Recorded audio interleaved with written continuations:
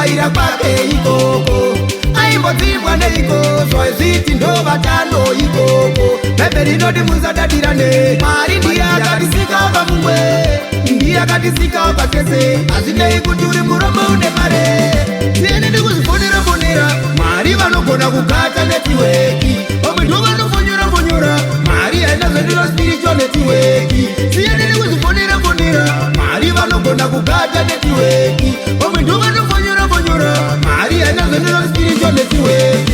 Avambonyanyosangana neiko rumbi nekufaira kwake ikoko, aimbodzibwa neikoswa izviti ndovatano ikoko. Bhebheri inoti musadadirane, Mwari ndiye akatisika pamumwe, ndiye akatisika patese, hazvinei kuti uri murombo une mare.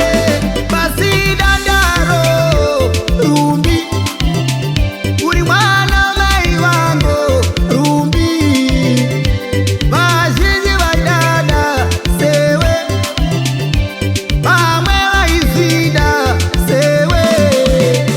Avambonyanyosangana neiko rumbi nekufaira kwake ikoko, aimbodzibwa neikoswa izviti ndovatano ikoko. Bhebheri inoti musadadirane, Mwari ndiye akatisika pamumwe, ndiye akatisika patese, hazvinei kuti uri murombo une mare. Yelobhoni raenda, mbozha yaenda, mupfumi uyo waenda, rufu hauna nyadzi, rufu nematambudziko. Avambonyanyosangana neiko rumbi nekufaira kwake ikoko, aimbodzibwa neikoswa izviti ndovatano ikoko. Bhebheri inoti musadadirane, Mwari ndiye akatisika pamumwe, ndiye akatisika patese, hazvinei kuti uri murombo une mare. Avambonyanyosangana neiko rumbi nekufaira kwake ikoko, aimbodzibwa neikoswa izviti ndovatano ikoko. Bhebheri inoti musadadirane, Mwari ndiye akatisika pamumwe, ndiye akatisika patese, hazvinei kuti uri murombo une mare. Tiri vafambi pasi pesuo, takamirira uwo, vazhinji vaidada takavafushiro, vamwe vaidada vakaperawo.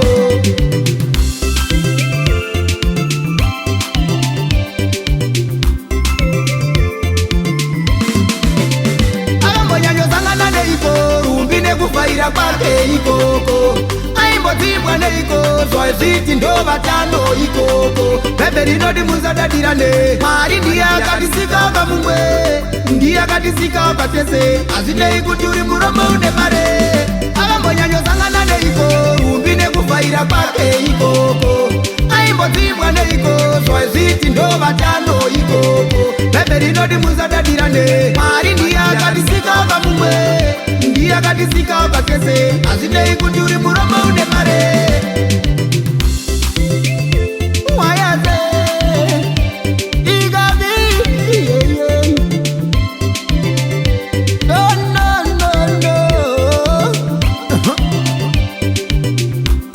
Let's go.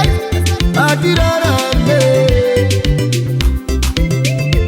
tiri wafambe.